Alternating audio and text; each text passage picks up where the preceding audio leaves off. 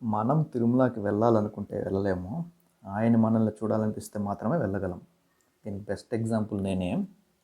నేను తిరుపతిలోనే ఉంటూ కూడా ఆల్మోస్ట్ 1 ఇయర్ తర్వాత తిరుమలకి వెళ్తున్నా. లాస్ట్ ఇయర్ వైకుంఠ ద్వారం తెరిచినప్పుడు వెళ్ళినా. మళ్ళీ ఇప్పుడే వెళ్ళటం. ఇది కూడా అన్‌ఎక్స్‌పెక్టెడ్‌గా జరిగిపోయిందనమాట. ఈరోజు పనులన్నీ ఆటోమేటిక్‌గా ఎందుకో అవే పోస్ట్‌పోన్ అయిపోయాయి. జస్ట్ అలా స్నానం చేసి అప్పటికప్పుడు డెసిషన్ తీసుకున్నా కొండపైకి వెళ్ళాలి అని. ఇక్కడ వర్షం అయితే నాన్ స్టాప్‌గా పడుతుంది ఒక 2 డేస్ నుంచి. దానికి తోడు గాలి కూడా.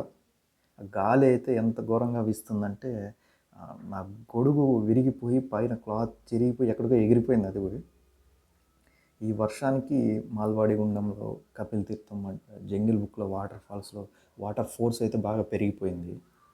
నేను యాక్చువల్లీ బైక్‌లో వెళ్దాం అనుకున్నాను. బట్ ఈ వర్షానికి, గాలికి బైక్‌లో వెళ్ళడం అంత సేఫ్ కాదని బస్ అయితే ఎక్కేసాననమాట.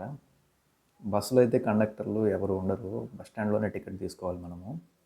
నేను అప్ అండ్ డౌన్ టికెట్ అయితే తీసుకున్నాను. 160 రూపీస్ పడింది. ఓన్లీ వన్ సైడ్ అయితే 90 రూపీస్ అవుతుంది. ఇలా అప్ అండ్ డౌన్ తీసుకుంటే మనకు 20 రూపీస్ సేవ్ చేసుకోవచ్చు. దీనికి 72 అవర్స్ వ్యాలిడిటీ ఉంటుంది. అంటే 3 డేస్ వ్యాలిడిటీ ఉంటుందన్నమాట. నేను ఎక్కిన బస్సులో అయితే కేవలం 3 మెంబర్స్ మాత్రమే ఉన్నారు.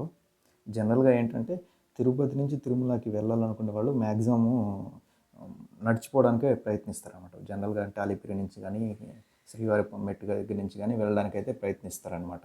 బట్ దర్శనం అయిపోయిన తర్వాత ఇంకా కిందకి రావాలి అనుకున్నప్పుడు మ్యాక్సిమం అందరూ కూడా బస్సులోనే వచ్చేస్తారు. ఎందుకంటే దర్శనం చేసుకోవడానికైతే నడుచుకొని వెళ్తారు. అండ్ వన్స్ దర్శనం అయిపోయిన తర్వాత ఇంకా కిందకి రావడానికైతే ఇంకా మామూలుగా బస్సులో అయితే వచ్చేస్తుంటారు అనమాట. అప్పుడు కిందకి వచ్చేటప్పుడు అయితే బస్సులు ఫుల్గా వచ్చేస్తాయి అన్నమాట. ఈరోజు సాటర్డే కాబట్టి రష్ కొంచెం ఎక్కువగానే ఉండొచ్చు. నా దగ్గర అయితే ఎటువంటి టోకెన్ అయితే లేదు. నేనిప్పుడు సర్వదర్శనానికే వెళ్ళాలి. చాలామందికి తెలియని విషయం ఏంటంటే వీకెండ్స్‌లో కొండపైన రష్ అయితే ఎక్కువగా ఉంటుంది. దానికి తగ్గట్టే దర్శనం టైమింగ్స్‌ని కూడా చేంజ్ చేస్తారనమాట. So, for example like week డేస్‌లో అయితే మండే టు ఫ్రైడే ఎవ్రీడే ఒక 17 అవర్స్ దర్శనం ఓపెన్‌లో ఉంటే వీకెండ్స్‌కి మాత్రం 20 అవర్స్ ఓపెన్‌లో ఉంటుందన్నమాట.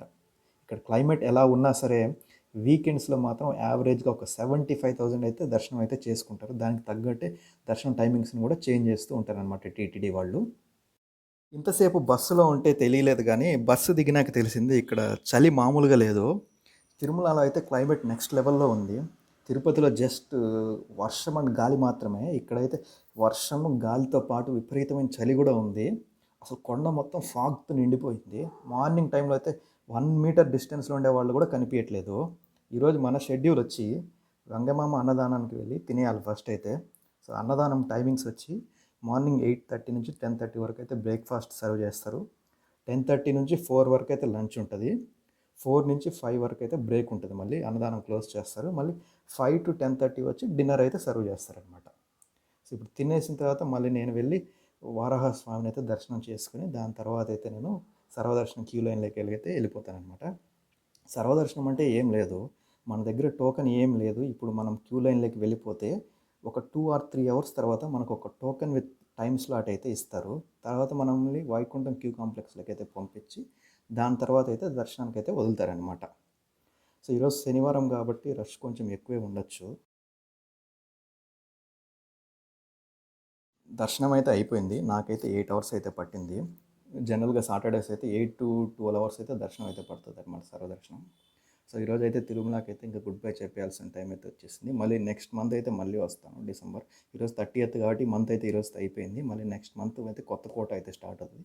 ఆ రోజైతే మళ్ళీ ఆ నెక్స్ట్ మంత్ అయితే మళ్ళీ వచ్చి మళ్ళీ ఇంకొకసారి అయితే దర్శనం అయితే చేసుకుంటాను.